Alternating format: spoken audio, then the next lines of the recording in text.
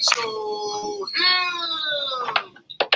What's up? What's up? What's up? You are listening to her in the huddle on WOVU 95.9 FM. It is still a Victory Tuesday, so we can still be excited about our win on Sunday. So I got Sapphire with me. I got Willie Epteen Jr. with me today. And I think Brandy and Eddie are going to be joining us as well. But, I got Sapphire in studio and Willie on the airwaves as usual. What's up, party people? How y'all doing today? Willie, I'm feeling good. How you doing, Rachel? I'm doing excellent. I'm excited right now. I am too. I'm excited to get into this convo about the Buckeyes game. What's up, Willie? Party people! What's going on, y'all? How y'all feeling today? Y'all already said y'all was doing good. Yeah.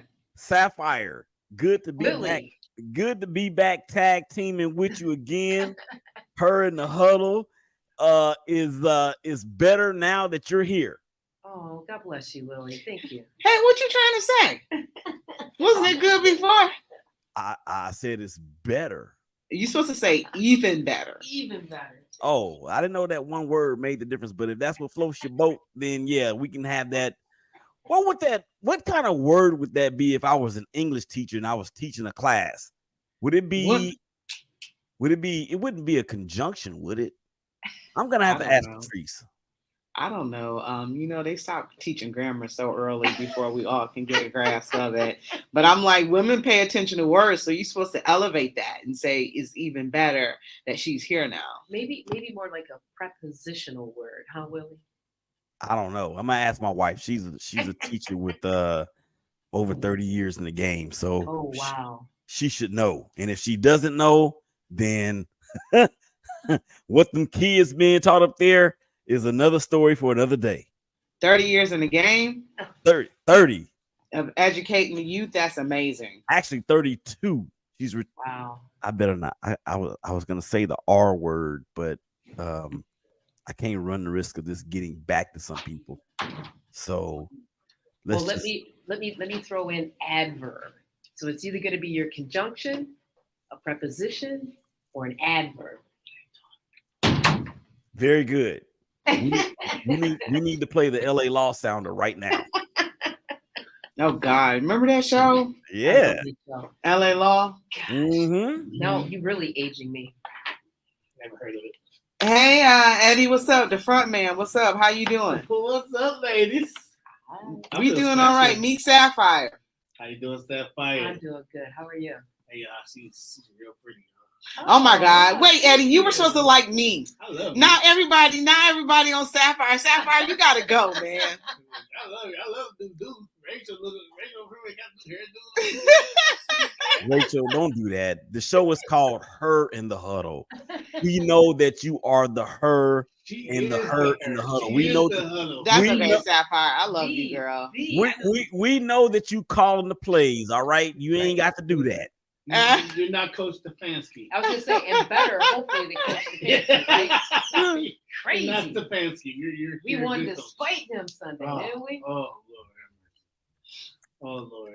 We already talked about him enough. Mm-hmm. Just saying his name is actually. Is that Steady Eddie out here in the background? Yes, sir. That's the front man himself. Here. Oh, he's in the foreground. Mm-hmm. What up, G? What's going on, man? You good? I'm great. I can't complain. They won't let me. How you feeling? Yo, if I was doing any better, they would have to put me away. That's my man. Listen, if I had your hands, I'd cut mine off. Yeah, so yesterday we didn't get a chance to get into the Buckeye game, so we're gonna start off with Buckeyes today. So I want to get you guys' opinions about the game overall first before we start. Sapphire, you go ahead and go first. All right, straight off the rip. I like that. The rip. I'm just saying, how much more needs to be said about that stud tight end Cave Stover? Mm-hmm. Yeah, okay? He was clutch. I mean, clutch. Like, I didn't know, was I looking at a tight end? Was I looking at a defensive linebacker? Like, he was just clutch, right? And I don't want to take away anybody else's points, but I mean, for me, I may have a different view of the game because I think, you know what? that quarterback stepped up in a huge moment. If you look at that last Mhm. drive, Mhm. right? I agree. You know what I'm saying? I agree. So I'm just going to tease that. I'm going to pause and let everybody else jump in. But those are my two prime takeaways from Saturday's game. Willie is a Michigan fan, so he'll go last. Go ahead, Eddie. Oh Lord. You mean that team that beat the team down south the last 2 years? Oh boy, Anyway. here we go. Go ahead, Hey, Eddie. Ain't nobody listening to Willie right now. I'm about to mute his microphone. A dead clock, right? Twice a day. So it's all right. It happens. So first of all, I totally agree with Miss Sapphire. That is Stover he is balling, man, and I don't think he gets the credibility that he deserves because of what we got around him. But first of all, his block's been amazing. He's been amazing on the blocking side. His hands are great.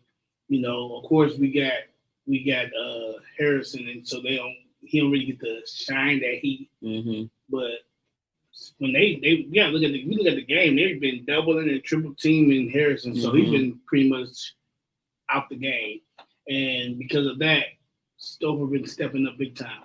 Now, going back to that last drive, which I agree. Now, prior to McCord didn't look as strong as I would like them to look, but that last drive showed something to me. Like it showed that you can handle the big moments. Yeah, it was a prior to that fourth quarter, man. It was a great defensive game. Mm-hmm. And then that fourth quarter came. I think when that fourth quarter came, if you watch, our offense was really slowing down, and we kept our defense on the field a little longer, and then which let Oregon capitalize on their fatigue. But overall, good victory, man. I don't know about the Lou host.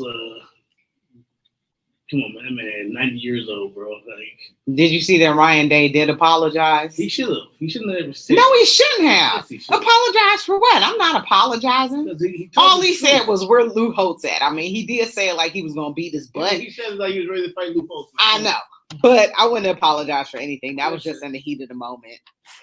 Be honest, like if you look at this Ohio State team compared to all the other Ohio State teams, this Ohio State team don't look tough. They have not looked tough. I mean, they close games against teams they should have blew out. You know what I'm saying? Like I respect the fact that they did grind this game. They did show a mental toughness this game. If I had to be honest and take my biased opinion out of it, because I am an Ohio State fan, everybody know I love Ohio State. My brother played for Ohio State. I'm a big fan of Ohio State. If I take my biased opinion out, will I say they could beat Penn State this week? The answer is no. I don't think they're going to beat Penn State. That's a home game, right? Yeah, that's a home game. Thank God we don't play Penn State this week. I mean, we got a bye week. We got a bye week, and then Penn State. Penn State is. I don't know if y'all have been watching Penn State. Penn State may win the Big Ten. I got them. They are really good, and that's against a number 2 Michigan team, and of course our Buckeyes. Penn State looks like the old Penn State back in the day. They got great linebackers. Their defense is stacked. I mean, offense could use a little work, but their running game is great. Their front line give them enough time to make it's going to come down to their quarterback play. Yep, it's going to come down to the quarterback play, and if he plays well, he don't have to win the game. He just got to play well enough for them to win, because their defense is going to keep them there. The defense is great. So, Willie, what are your thoughts about the game on Saturday? What game? The Michigan game? Michigan won 31-7. And who did they play? Maryland? I don't care who they played. They played Rutgers. They expected to win over Rutgers. Rutgers is not nowhere near as good as their record. Their record, Rutgers is not that good, man. Come on. Let's be honest. Take the biased opinion out of it. Like, be a fan. Don't be. No. All jokes aside, for real. I was really surprised that this game was as low scoring as it was. The kid from Notre Dame, the quarterback Hartman, he's come there and instantly become one of the better quarterbacks that Notre Dame has had on that campus in a while. Yeah. And I want to ask you guys this, because I'm thinking that McCord, yes, he showed up in the biggest moment, which was in the fourth quarter, and led that winning touchdown drive. But I have a question. This is an either or. Would you rather have, at this point of the season, McCord or Quinn Ewers? Quinn Ewers. Quinn all day long. Oh, come on. Because Quinn is down in Austin. And by the way, he's from South Lake, Texas. South Lake Carroll is one of the more preeminent, polarizing programs, not just in Texas, but in the United States. Yeah. And there's a lot of quarterbacks that went there. Chase Daniel went there. AJ McCarron, not AJ McCarron. The other dude that played at Alabama, and a host of others. But he's down in Austin balling. And if he led, that Texas team that is now number 3 in the country to Tuscaloosa to beat that team. But I think for Ohio State, we got to keep an eye on Marvin Harrison. I know he came back in the game, but those are the kind of injuries that you guys know they will linger throughout the course of a year. Yeah. And they're gonna need that cat, man. Even though the other dude on the other side, I can't ever get his name right, so I'm not gonna even try to say it. I think that dude is they got those two cats are probably the best tandem, at least in the Big Ten conference. The conference that's named the Big Ten but has 14 teams. Yeah, about to get 2 more. Yeah. You about to get 2 more. Yeah, that conference. So they're gonna be this Big 16. But yeah, I was surprised that number one that the score was so low in terms of what it was.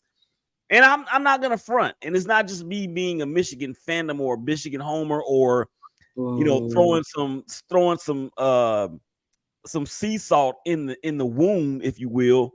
But I didn't think McCord had it in him to engineer a drive like that. Oh, yeah. In an environment such as Notre Dame. Mm-hmm. I think that's going to go. I think that's going to bode big for his teammates and the belief that they can have in him that this dude can go anywhere and get it done. Look, 15 plays, 65-yard drive in 1 minute and 25 seconds. For me, it's all about the coaching staff and the plays that they're calling to embellish his strengths. From what I saw, he did pretty damn good throwing it between the tackles, right? Mm-hmm. And so I think about that. I think about the running back game, right? And I'm not certain I'm feeling how they're using their running backs. I agree. Come on, speak to it. Come on now. So you have a power back. I can't give you his name, number 19. The power back. He was a linebacker who they switched to running back. He actually was a linebacker. Trent, yeah. And then he come here. So then you got Akron. You got Harris. And the thing is, he's an outside back. He's one of those elusive run outside the tackles, make you move, kind of put you in the mindset of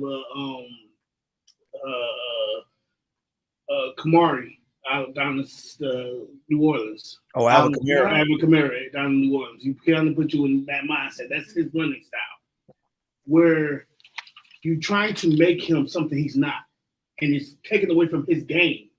His game is I'm an outside elusive screen pass type of back. Give me in the open, I can make something happen. I'm sorry, let me just press pause because now you're taking me back to the Browns and how they're not using Elijah Moore correctly. I'm sorry, I just had to put that in there. Okay, I'm sorry. I'm okay. It's the same thing. It is. And unfortunately, one thing. See, the thing is this. See, you got 2 play callers in Ohio State.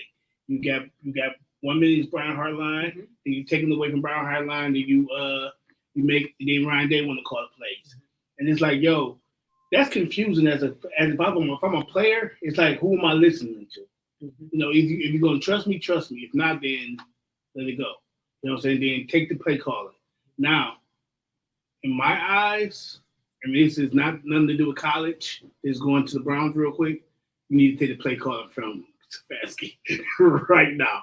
But that's about that yesterday. That's a whole other story. But in this situation, Ohio State wise, I feel you either need to one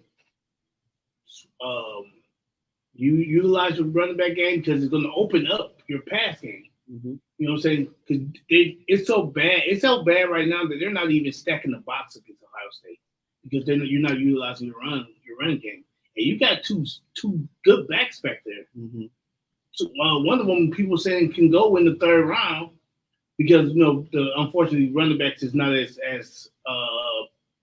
money wise as rounds as it used to be. So a third round back is a first round nowadays. You know what I'm saying? So you got one running back they saying can go in the third round, and you're not utilizing them the right way. So I can double team Marvin Harrison Jr. I could double team a bouquet because you're not utilizing your running game the right way. So and see, if you remember yesterday, I talked about, and I'm old school, so let me apologize if I'm offending young people. Exactly, there's a certain body type that I think is like really built to last on your third and fourth downs. And I'm mindful of Ryan Day saying he wants that type of back that's going to get him at least 4 yards. And to me, that's not Trevion. And then we got issues, which I hope they work on over the next 2 weeks with the line, with just how they're blocking, right? How they're comboing to help that running back get to that second level. Like I saw all of that, right? So for me, it may look like, to your point, a combination, a better mix of the utilization of those 3 running backs, but use Trevion more like on the outside, right? Just some thoughts. So I'm glad you brought up that point. So now we're gonna take the running backs out. You brought up the line. So I call schemes. It's you play lineman, it's about schemes, scheme blocking, and I don't see them like you said. They had a lot of 2-team, double team, and I don't see. I can see double team, but I don't see a lot of linemen because if you're a tackle guard double team, most of the time that guard probably go to the next level and get to the linebacker. Right. I didn't see that. I didn't see it either. Okay, I thought I was the only one tripping on that. No, because it's almost like, did they have spring training? Did they practice preseason? Because that's what's going to take to even try to have a shot against a Penn State, right? And give Kyle that time he needs just to plant his feet, because dude has the arm. And the offensive line did give him time to throw that ball on that last drive. It started off very ugly because I didn't think they were going to get that first down. But Kyle was clutch and Mecca Abuka was clutch. So, because Marvin Harrison was being double teamed. And then also, he kind of went down with that ankle injury. So, they did everything possible to eliminate Marvin Harrison on that last drive. I believe he did have that one really good catch. I believe it was 4th and 7. But you had to convert a couple 4th downs on that drive. So remember, it started out very ugly because he missed his first pass. Then he overthrew Chip Trainum. So, it didn't start off well at all. One thing Willie spoke on, I'm going to go ahead and finish speaking on this, but he spoke on, he said something about the, I need to go back with it. I just had it in my head. I'm sorry, Willie. You literally just talked about this. I'm sorry. Was it the fact that he was able to lead them down the field like that? The hostile environment. The hostile environment that he did. I went blank real fast. That fast. That's good. So, one thing you spoke on about how he led it, and what I want to ask is, so you think with him being able to lead that drive that well, would it be? Well, we know it's gonna build confidence, but would you think? Because a lot of times you get that, being sometimes it can transfer over to the next game. And then sometimes you can stay in that same place and you can have a horrible game. With his type of play, what do you guys think as far as, would you guys think that he will build on that, or you think that he will be one of those kind of quarterbacks? I know we don't know yet because it's his first year, but do you think, like, from seeing his last few games, will he be that bounce back quarterback? Be like, you know what, let me build off of this? Or myself, I think it was a good next step, a good solid step. And he should have the right people around him, like letting him know that he's making progress. I saw an emotional player on Saturday night, even after the game.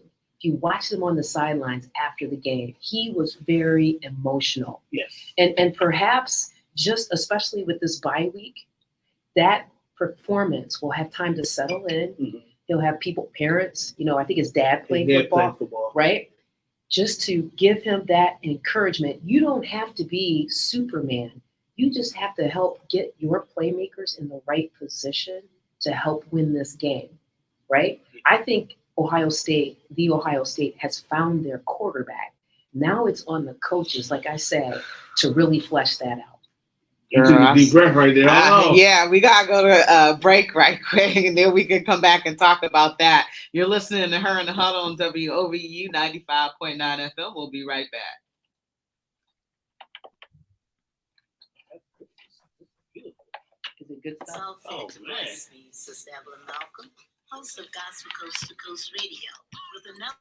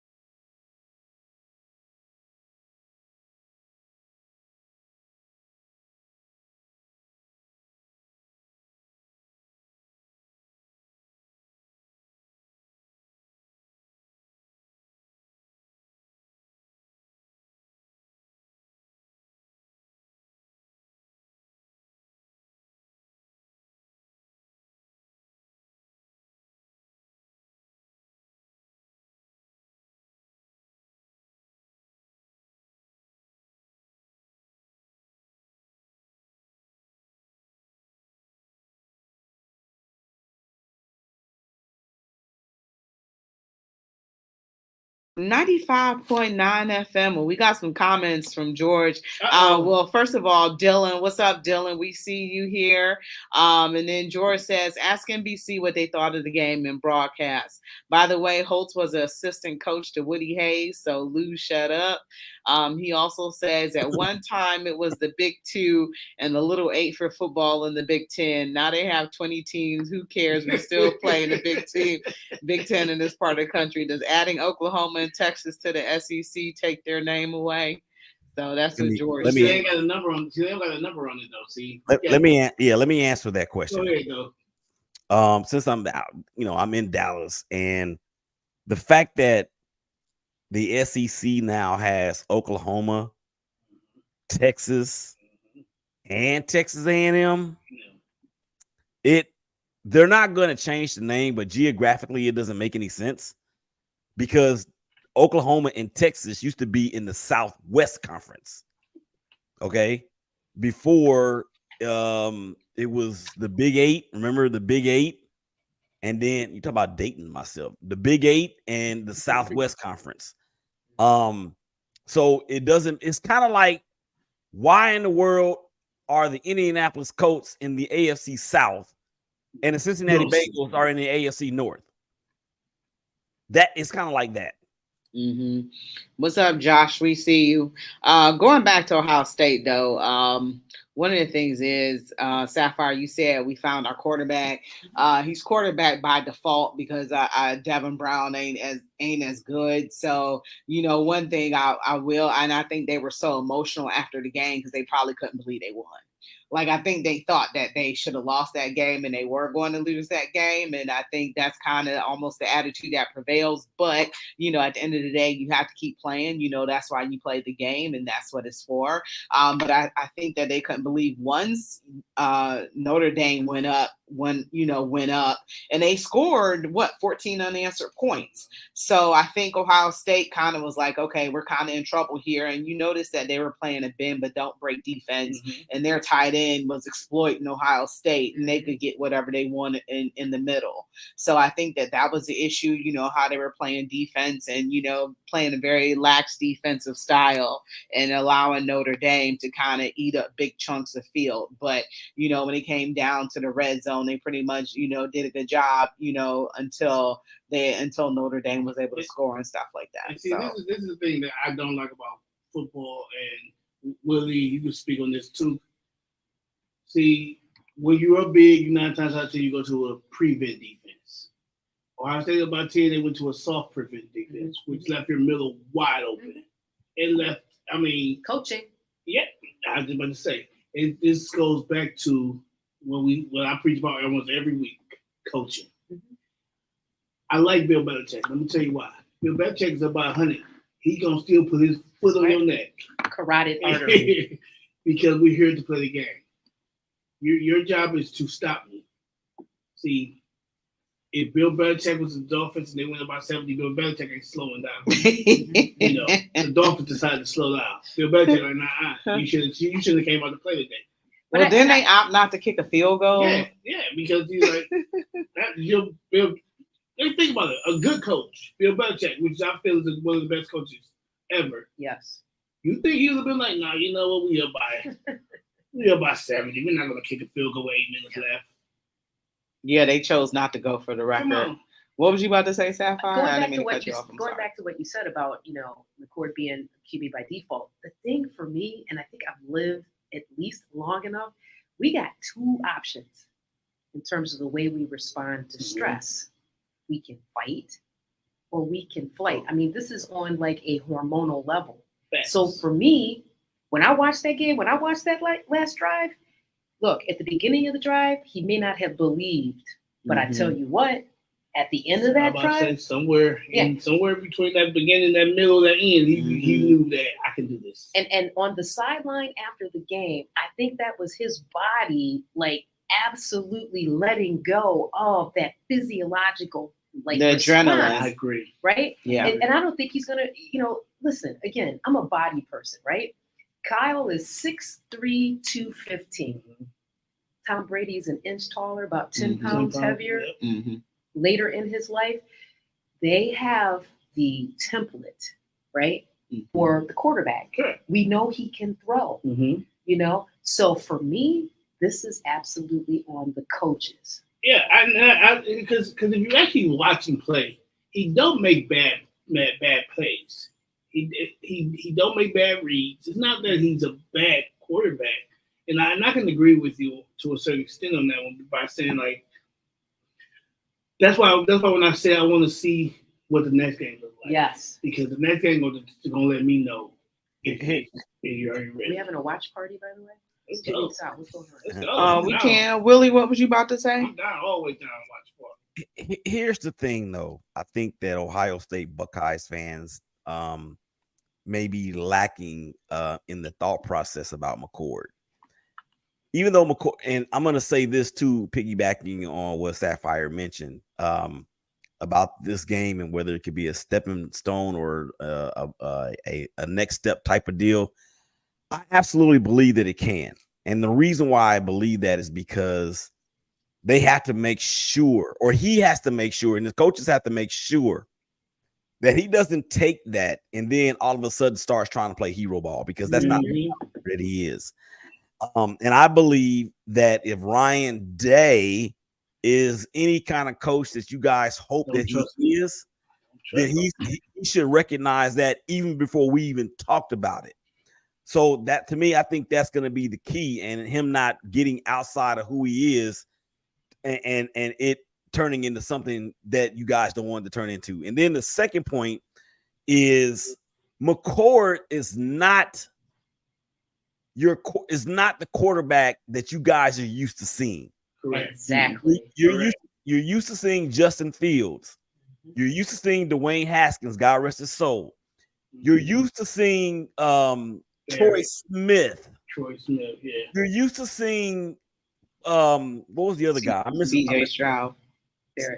Yeah, but I'm missing somebody else too. CJ Stroud, JT Barrett. JT Barrett. You're missing, and not really so much JT Barrett, but really the other ones for sure. Because I'm not sure if TJ Barrett, and I know they could run the ball, but their passing efficiency to me was one of the main reasons why they didn't make it in the NFL. And Troy Smith was just too small.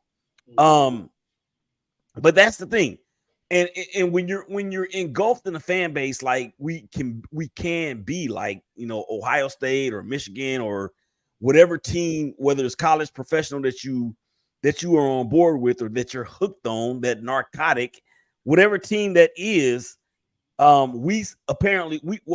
happens is that we get kind of complacent because we expect to see the same type of thing every year. And I'm telling you right now, two schools out there that are definitely not seeing the same things that they've seen every year: Alabama and Clemson. Clemson is outside of the top 25 again for the second straight year. Alabama was outside the top 10 for the first time in, like, I don't know, 7-8 years or maybe more. All because of what? They don't want to roll with the punches and get with the times, and they hate the NIL deals. Yeah. And that's gonna do one of two things. Either it's going to drive them into retirement because they're not gonna get fired. It's either gonna drive them into retirement, or they're gonna have to channel their inner Mike Krzyzewski and be like, yo, you know what?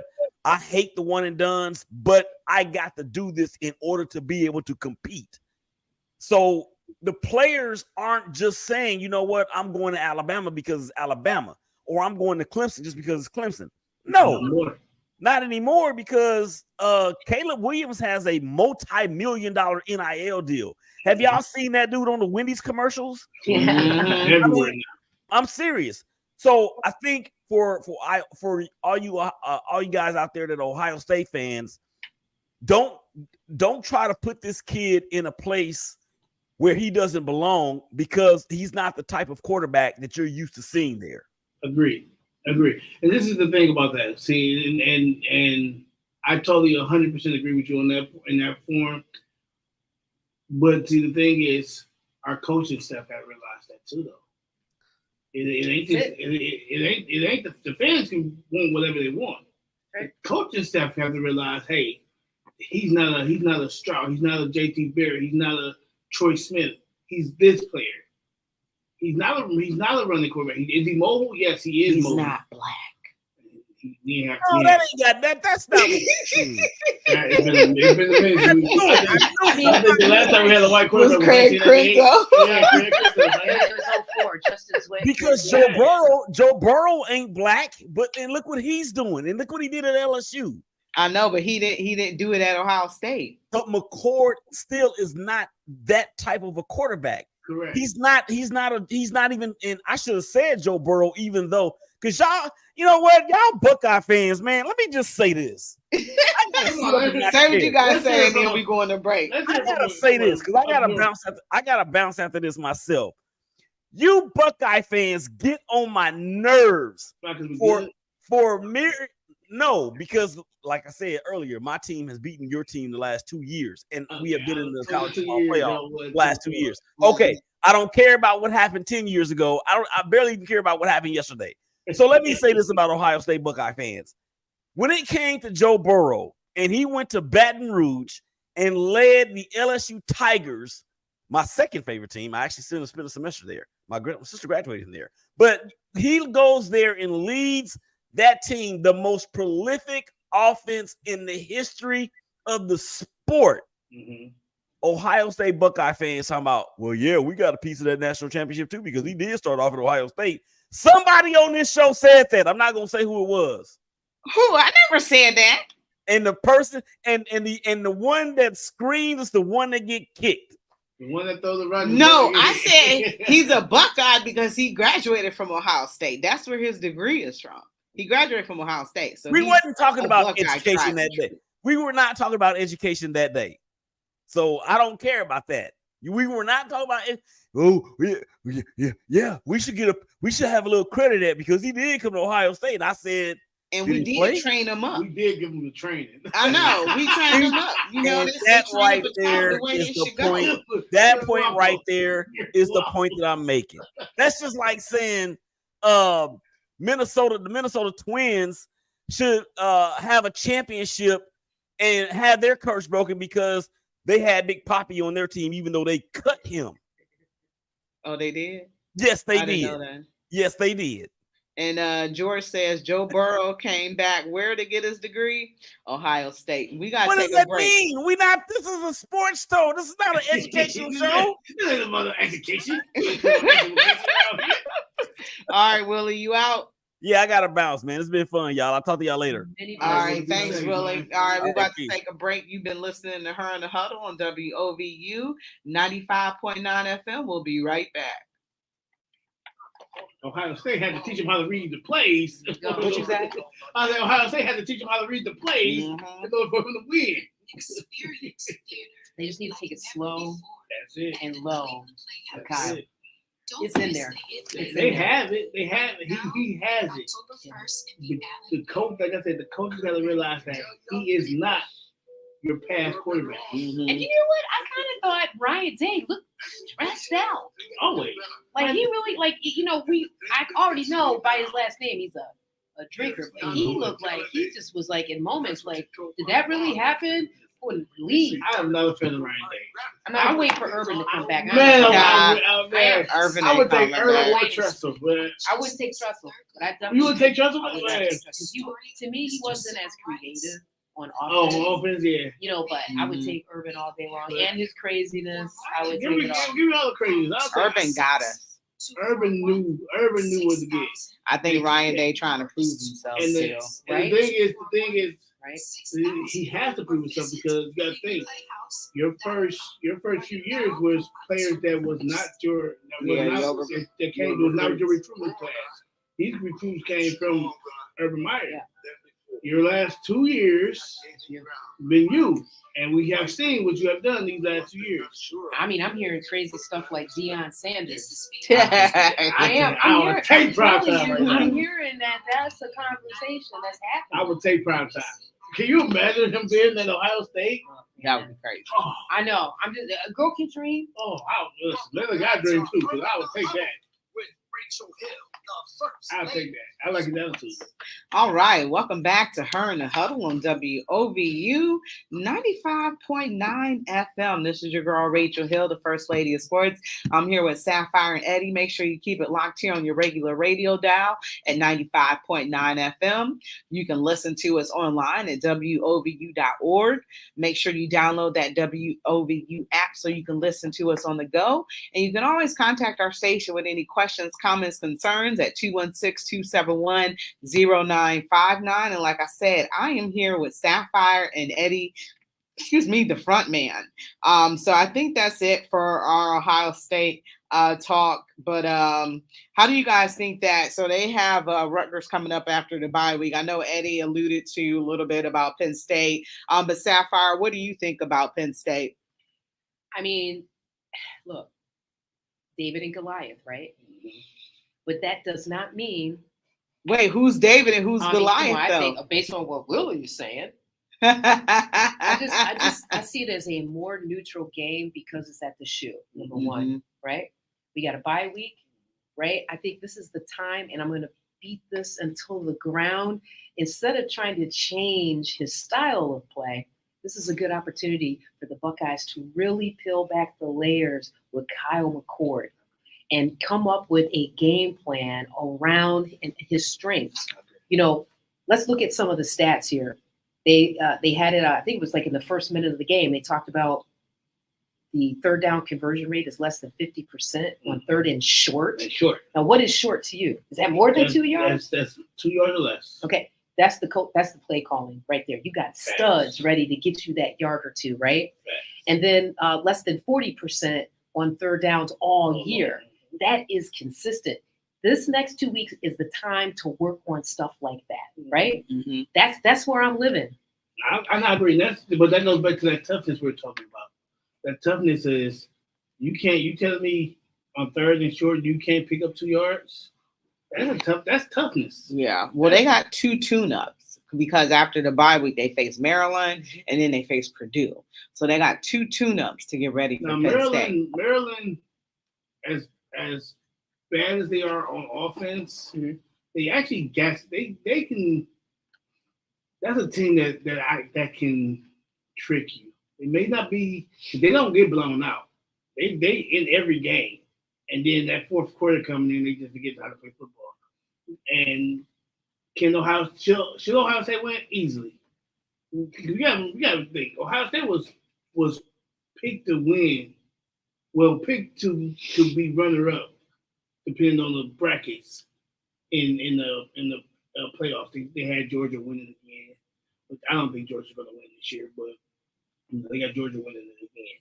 But then they had Ohio State, Michigan, Georgia, and it wasn't supposed to be Alabama. But I tell everybody, Alabama to me would have been a winner until I saw them play. They forgot how to run the ball, and they got big boys. If you watch the Alabama game, they have big boys on front, and they did not use that. Mm-hmm. And that was surprising to me because Alabama is known for using their big boys. Like, hey, we're gonna play bully ball, and you got to stop us. And they didn't do that, which is surprising. But now they switched their quarterback, and they're starting to look again like Alabama. But going back to your point, Maryland scares me, but I think Ohio State should blow them out.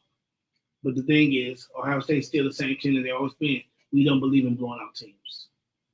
For some odd reason, I don't know if it's a belief. It might be the ability. You know, Kyle McCord is still a young quarterback, and he's trying to find himself still. So I think that's part of that. I mean, this was only his 4th game as a starter going into Notre Dame. We did the same thing last year. We had opportunities to blow a team out, and we would literally pull back.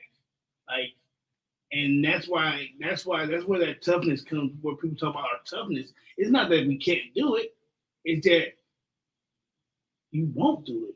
You don't really need style points for the CFP anymore, do you? Yes, like you need them for the BCS, but I don't know about if they are as mighty, style points for the college football playoff. But see, the thing I'll say yes. And the only reason I would say yes because if you look, whether you win your division, you know what I'm saying. But say Oregon won their division, but they're blowing their team out. They only lost to you by 1 point. That's what they're gonna do. They're gonna be like, I don't know. For me, that it's Maryland that bothers me so much. I just Purdue. Thank you. It's a trap game. It's always a trap game. I knew where he was going with that. And it's at Purdue. Is that Purdue? Yeah, after Maryland. The thing about Purdue is, and that's another team that's another team that looks good though. They looks good. Their record don't show it, but they look good. Dwayne Haskins threw 70 attempts against Purdue the last time we played them. It's always a trap game, man. Purdue is a trap game. Going back to Drew Brees. Oh my God. Those days. Woo. I was watching that in my dorm room. Like, come on, y'all. Yeah, man. I remember those games. Yeah. That's crazy. Mm-hmm. Holy crazy. Buckeye at Ohio State. Oh Lord, don't remind me. Them engineers, man, they be doing it. They're right. Smart. They figure it out. They figure it out. I don't know. I agree with you, Seth. So that is I said Maryland, but you might be. I mean, it's just like, again, there are these parallels between the Buckeyes and the Browns. Like I was sharing, I think with Rachel yesterday, or maybe it was Chris. Yeah, I was like, the bye weeks bother me because that's a lot of time for Devil's Folly to happen and you lose focus and stuff. But I'm just so curious. Let me ask you guys this.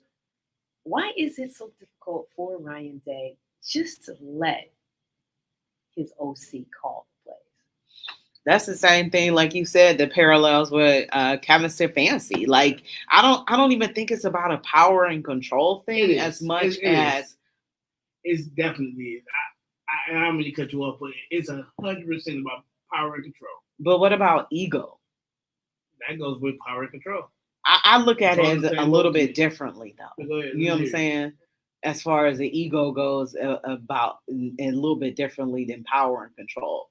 See, I put all that in the same boat. That to me, all that goes in the same boat. Ego, pride, power, and control, all that's in one boat.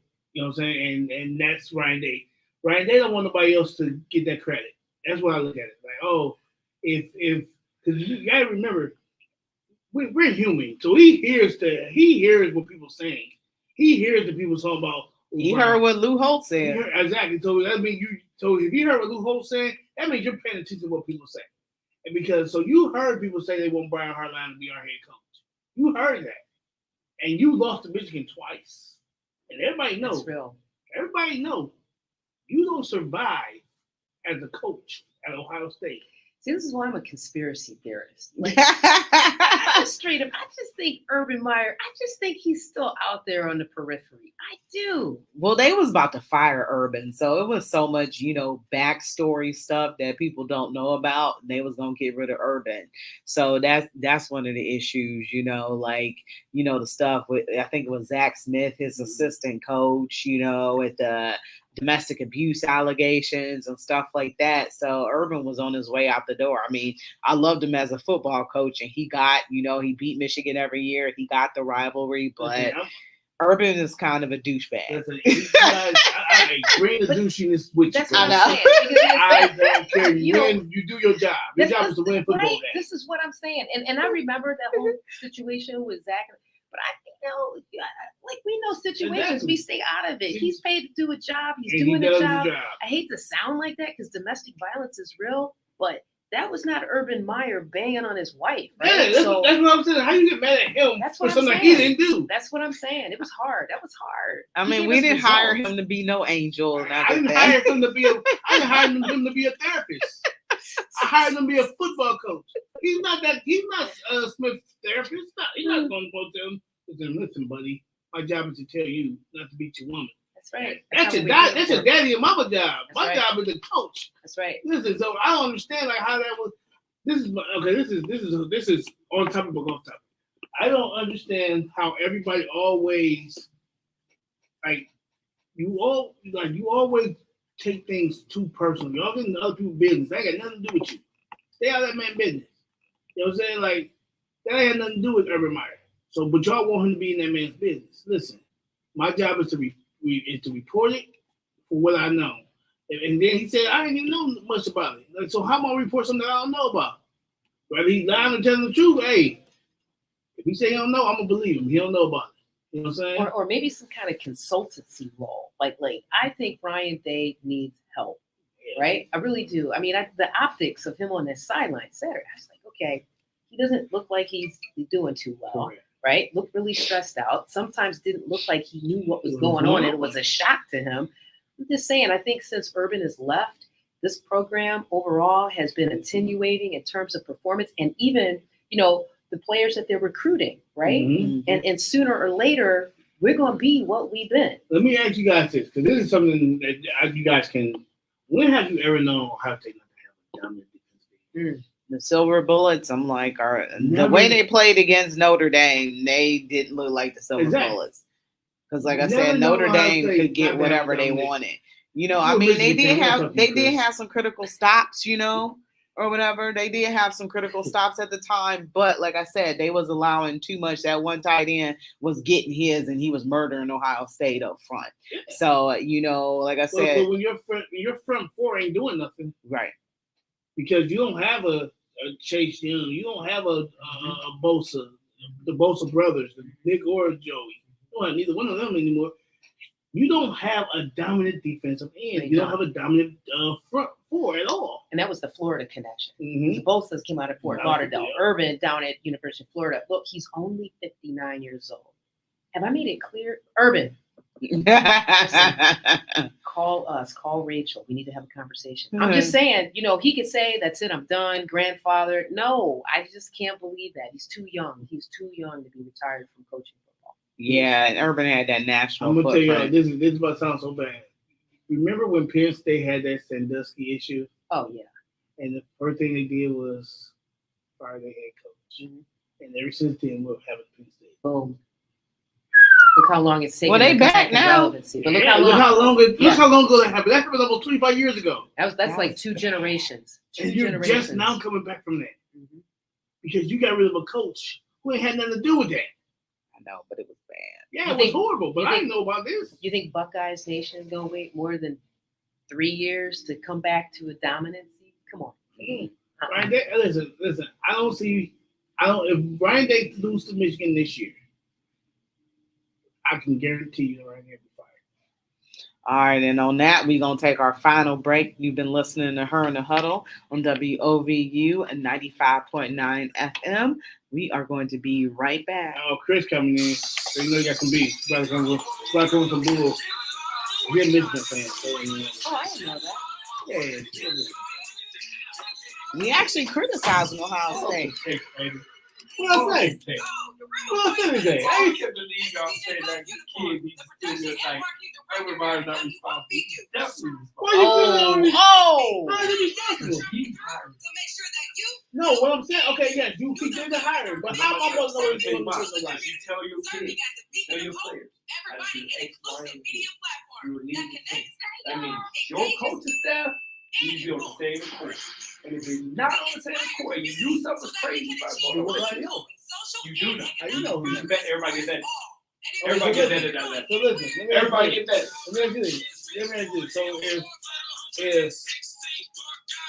if you hire me on your staff right now, yeah, and I was doing some crazy stuff, would you know that I've done this crazy stuff, and that's somebody gonna tell you, right? Nobody will know. Like, anything I do, you'll know. It doesn't matter. You take it at that.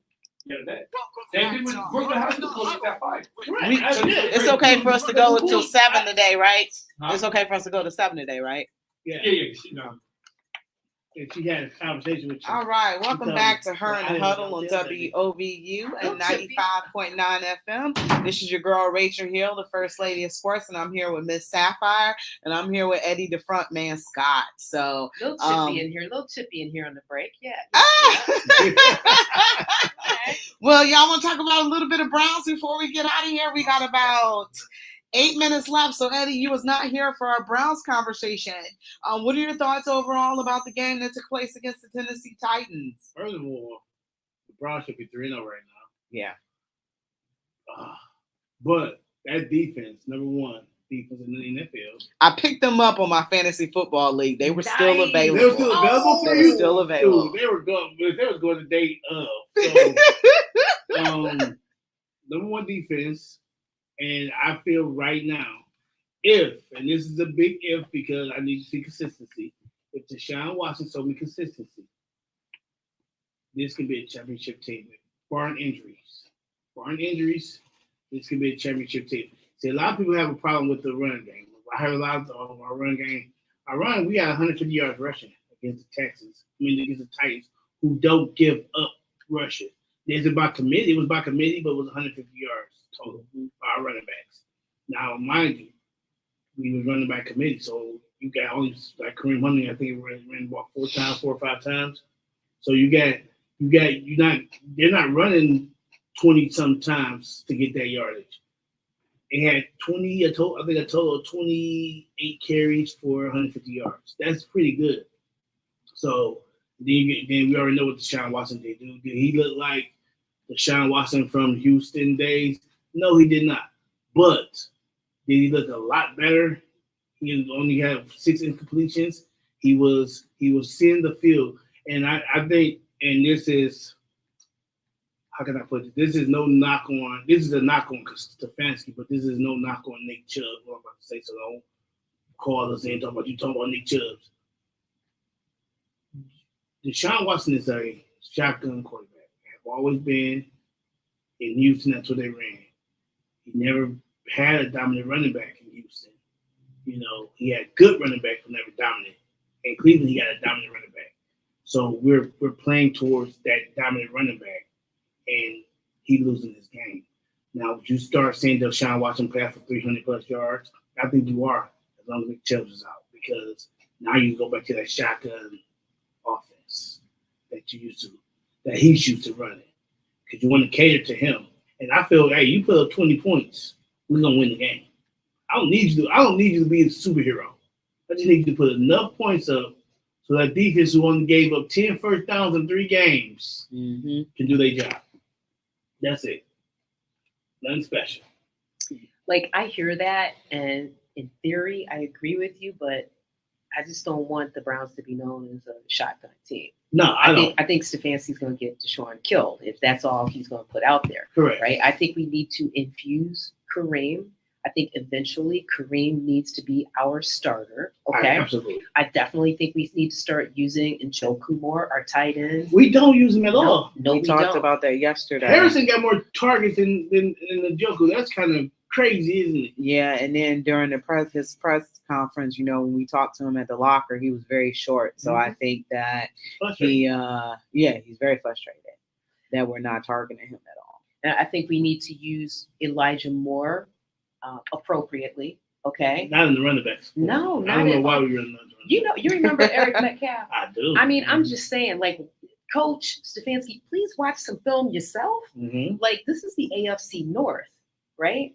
So, like, I don't like the hits I've seen Deshaun take either. Like, he's young and all that right now, but over time, over a season, you know, that can set in.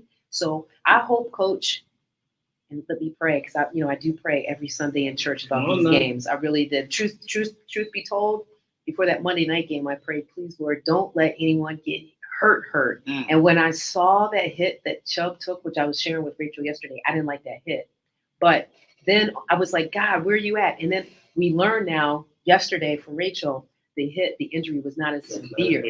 So I was like, praise God. But you know, I just don't like to see Deshaun back there naked. I just don't. So when I say it's back in the shotgun, I don't mean that the Browns go to a shotgun offense. What I mean by that is that's where he got his bread. That was his bread and butter in Houston. Okay. The shotgun was his bread and butter in Houston.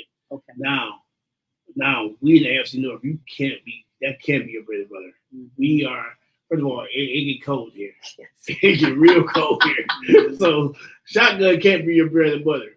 So, but I know I'm going to build an offense around what I know he's good at. Yeah.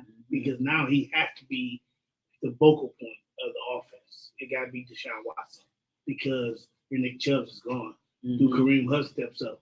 I mean, it depends on how you feed him. Can he step up and be that dude? Yeah, we talked about that yesterday. That we see him get more touches as he gets more acclimated. Well, yeah, I mean, he's gonna be starting back. for sure. There's no way he's not starting. There's no way you don't start Kareem. Yeah. Now, first 2 games, I think after the bye week, he'll be our starting running back.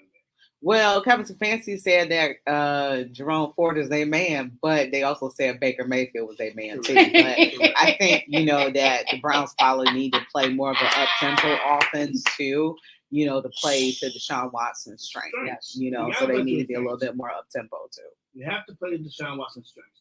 That is like I said, if you get up by 20 points, 10 points, 15 points, listen, your defense is that good to dominate any game. And real quick, I think for me, I always need to remember Deshaun is always looking to pass. Can he run? Yeah. But even when you see him scramble or run, he's looking to pass. You know, exactly. That makes him a little bit of a different type of quarterback to me. So I'm not going to get stressed out when I see weird plays like last, Sunday where he was facing the run. Yeah, right. 60-yard. I mean, thankfully it worked out, but that's kind of, I'm excited.